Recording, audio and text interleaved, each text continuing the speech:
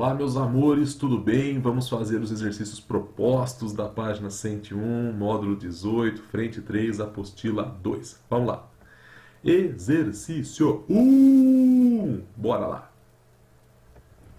Assinale a alternativa falsa acerca do equilíbrio químico numa dada temperatura. Reparem, ele quer a falsa. Beleza, gente? Então vamos. Ambas as reações direta e inversa continuam ocorrendo com velocidades iguais. A primeira afirmação está ok, né? Isso é verdade. Você sabe que toda vez que você tem equilíbrio químico, né? Você tem que V1, que é a velocidade da direta, se iguala com a velocidade da inversa e as reações continuam ocorrendo, né? Microscopicamente não para, ou seja, o equilíbrio é dinâmico. Letra B.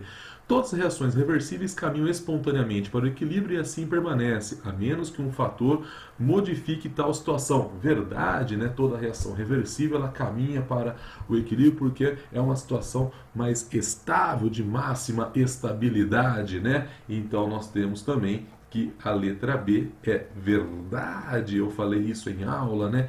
O equilíbrio químico é o sistema mais estável possível, só vai sair do equilíbrio se alguma coisa externa for lá perturbar o equilíbrio. Então, letra B, correta. Letra C, o equilíbrio existe num sistema fechado e a energia armazenada é a menor possível, daí o equilíbrio ser procurado espontaneamente. Sim, verdade, como já disse, né, a energia armazenada é a menor possível, ou seja, máxima equilíbrio, máxima estabilidade, né? Eu tenho ali o máximo de estabilidade. Sim, então letra C também, verdade, verdade, verdade. Por isso que todo sistema em equilíbrio, né, ele atingiu o equilíbrio, um sistema que atinge o equilíbrio, ele atinge o equilíbrio espontaneamente, né? Isso é uma coisa que você não pode esquecer, é o sistema quando está no equilíbrio, está na máxima estabilidade, ou seja, menor energia armazenada. Então, letra C, verdade. Letra D de dado.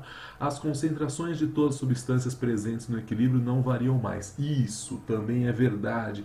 Não necessariamente são iguais, mas elas tornam-se constantes, né? Lembrem-se disso, tornam-se constantes. Então, isso é verdade. Então, né, por conclusão, nós temos que a resposta é a letra E. Afinal de contas, ele pede a falsa. Ele fala, as concentrações são iguais às concentrações de cada substância presente no equilíbrio? Não, é isso que eu estou falando. Pode até ser igual, mas não necessariamente serão, tá bom? Então, o equilíbrio químico, o que eu tenho de igual sempre são as velocidades e não as concentrações. As concentrações tornam-se constantes, mas não necessariamente iguais. Então, temos aí a resposta desse exercício como letra E. Afinal, ele pedia a resposta falsa.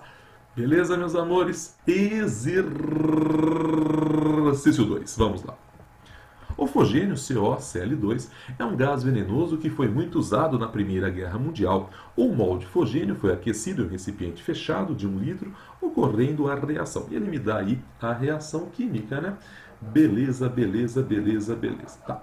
O sistema pode ser representado graficamente como se segue. Ele me dá aqui o gráfico. E ele fala, analise o gráfico e julgue os itens. Ele me dá 3 itens para que eu possa julgá-los. Então vamos julgar um a um. Vamos começar aqui. A curva 2 representa as concentrações tanto de CO quanto de Cl2. Bom, eu tenho a reação e eu tenho o gráfico. Moçada, pelo gráfico, né, você vê que no tempo 2 aqui, no tempo 2, eu atinjo o equilíbrio. Tá. Pelo gráfico, eu sei que esta curva é de COCl2, porque no início eu tenho a concentração máxima de reagentes e não tenho produtos. Tá. E quando o sistema atingir o equilíbrio, eu vejo que as concentrações tornam-se constantes. Isso é importante.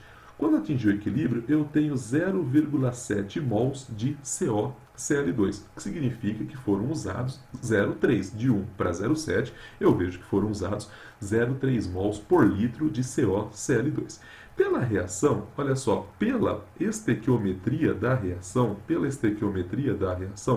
eu sei que a cada 1 mol de COCl2 forma 1 mol de CO. Vocês concordam? Se eu vejo que foram usados 0,3 mols por litro, eu vejo que foram formados quanto de CO? 0,3 mols por litro. E olhem só, pela estequiometria, eu vejo que a cada 1 mol de COCl2, eu formo 1 mol de Cl2, correto? Você fala correto. Quanto que foi usado aqui de CoCl2? 0,3 mols por litro. Então aqui eu vejo que eu vou ter de Cl2 também 0,3 mols por litro. Tá, a curva 2, olhem só, 0, 0,1, 0,2, 0,3. A curva 2 mostra aqui que a concentração dos produtos, né, tornam-se constantes, né, no tempo T2 aqui, e a concentração é igual a 0,3 mols por litro. Ou seja, esta afirmação ela é o quê? Verdade, ela é verdade, porque a curva 2 representa tanto a concentração de CO como a de Cl2. Beleza? Então a primeira afirmação, verdade, verdade, verdade, verdade, verdade. Vamos para a segunda afirmação, a de número 1. No tempo T3, o sistema já atingiu o equilíbrio. Vamos verificar. No tempo T2 é quando as concentrações param de variar. Nós já vimos isso. Ou seja, o tempo T2 é quando atinge o equilíbrio. Ele fala assim, no tempo T3 o sistema já atingiu, já alcançou? Sim, então isso também é verdade porque eu vejo que no tempo T3 as concentrações já estavam constantes. Se a pergunta fosse quando que atingiu o equilíbrio, seria no tempo T2, mas a pergunta foi, olha só, na verdade a afirmação foi no tempo T3 o sistema já alcançou? Já tinha alcançado, porque eu vejo que as concentrações já estavam constantes. Então, afirmação de número 1, verdade, verdade, verdade, verdade. Vamos para a última afirmação, né? Que é a de número 2. No tempo T1, a velocidade da reação direta é menor que a velocidade da reação inversa. Gente, a reação direta ela diminui até certo ponto e a velocidade da direta aumenta até certo ponto e quando atinge o equilíbrio, as velocidades se igualam. A direta não vai ser menor, né? Você já tem noção disso. Mas pensando nisso, vamos pegar aqui, ó. No tempo T2, eu vejo que é quando o sistema atinge o equilíbrio, certo? Ou seja, no tempo T2, a velocidade da direta é igual à velocidade da inversa. Vocês concordam comigo? Que eu posso escrever V1 é igual a V2, ou eu poderia também ter escrito assim, ó, aqui no tempo T2, hein? A velocidade da direta é igual à velocidade da inversa. Ou seja, graficamente, no tempo T2, eu tenho que a velocidade da direta se iguala com a velocidade da inversa. Antes do tempo T2, ou seja, T1, T0, a velocidade da reação direta é maior que a velocidade da inversa. Aí no tempo T2, a velocidade da direta e da inversa se igualam, porque é quando eu tenho o quê? O equilíbrio. Aqui no tempo T2 eu tenho o equilíbrio. Você não pode confundir este gráfico de concentração por tempo com o gráfico de velocidade por tempo. Tá? Esse é um gráfico de velocidade, esse é um gráfico de concentração. Então, no tempo T1 a velocidade da reação direta é menor? Meu Deus do céu, não, ela é maior. Então, a afirmação de número 2, né, que é a nossa terceira afirmação, ela é o quê? Falsa, extremamente falsa. Beleza, meus amores? Exercício 3, vamos lá. Os gases hidrazina e dióxido de nitrogênio, ou seja, olha só, NO2, tá bom? Reagem, grifins, produzindo vapor de água e gás de nitrogênio, nitrogênio molecular. Nitrogênio molecular a gente sabe que é N2. O processo da reação de 0,4 mols de hidrazina e 0,4 mols de dióxido de nitrogênio em um recipiente fechado a temperatura ambiente pode ser representada pelo gráfico a seguir. E ele me dá aqui o gráfico, tá? Beleza. E aí ele fala, escreva a equação química balanceada para a reação entre a hidrazina e o dióxido de nitrogênio. Letra B. Qual das curvas do gráfico representa as variações da concentração de vapor de água no tempo? E olha só, ele fala, olhem bem. Qual a coordenada de tempo em que o sistema gasoso atinge o equilíbrio químico, o estado de equilíbrio? Justifique. Bom, para eu responder tudo isso, eu vou ter que voltar ao gráfico e voltar ao texto. Veja bem, quando ele fala na letra A, escreva a equação química, volte lá ao texto. Ele fala assim, ó, que o N2H4 mais NO2, tá, dióxido de nitrogênio, reagem produzindo água, né, H2O, e N2. Então, a resposta da letra A está aqui. A resposta da letra A está aqui. Então, vamos lá na letra A. Escreva a reação. Então, vamos lá. N2H4 mais NO2 formando água, vapor de água, mais N2. Fechou, vou balancear. Põe o número 1 aqui. Vejo que aqui eu tenho 4Hs. Para que eu tenha 4Hs, eu ponho um 2 aqui. Assim eu fiquei com 2 oxigênios. Tá, para que eu tenha 2 oxigênios, eu ponho o número 1 aqui. Aqui eu tenho 2 N's e 1. Tenho 3 N's de um lado. Para que eu tenha 3 do outro, 3 sobre 2. Para não deixar a fração, eu vou multiplicar isso por 2. Então vai ficar 2N2H4 mais 2NO2, formando 4 águas, mais 3N2.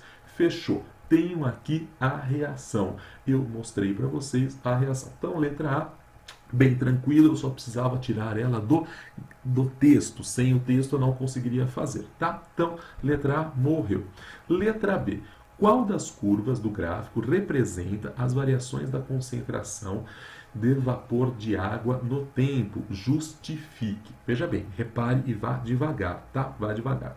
Você, voltando lá à reação que eu coloquei, era assim, ó, 2 mols de N2H4, veja bem, mais 2NO2, veja bem, formando 4 águas, mais 3N2, certo? Pela reação, pela estequiometria dessa reação, ó, pela estequiometria, isso é uma coisa muito importante, tá bom? Você tem que a cada 4 mols de água, você tem sendo formado 3 mols de N2. Concordam comigo? Ou seja, a proporção é 4 para 3, certo? Beleza. Você sabe que você tem o produto aqui, X, e o produto Y. Você fala, qual é a água, qual que não?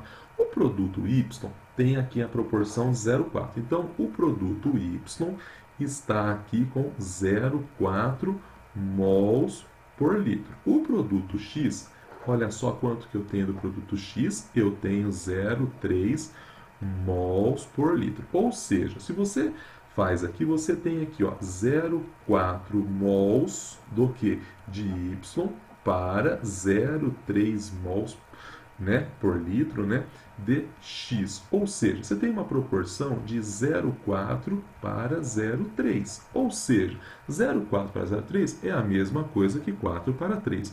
Assim você conclui, então, que a curva, né, qual das curvas do gráfico representa a variação, né, as variações das concentrações, da concentração de vapor de água, né? Então você tem ali que o vapor de água está sendo representado, né, pelo produto Y, Como que a gente descobriu isso? Pela proporção, porque quando você balanceou, você viu que era 4 para 3, né, 4 mols de água para 3 de N2. Então aqui você vai pelo gráfico e você verifica que Y para X está numa proporção de 0,4 para 0,3. O que é 0,4 para 0,3? 4 para 3, né, gente? Então, você tem que o produto Y representa aí a variação para a água. Então, letra B morreu também bem tranquilinha. O gráfico, né? Sem o gráfico nós não conseguiríamos fazer a letra B. Tá bom? Vamos para a letra C. Vamos lá. Qual a coordenada de tempo em que o sistema gasoso atinge o estado de equilíbrio? Veja bem, você sabe que quando você tem o equilíbrio, né, você tem que a velocidade da direta é igual à velocidade da inversa. Tudo bem, tá aí. E quando você tem o equilíbrio, né, você sabe que as concentrações dos participantes tornam-se constantes. Tornam-se como, gente, constantes. Então, eu vejo que no tempo 6, aqui T6, né, eu vejo que as concentrações tornaram-se constantes. Então, a resposta que você vai escrever é T6. Pois, olha só, verifica-se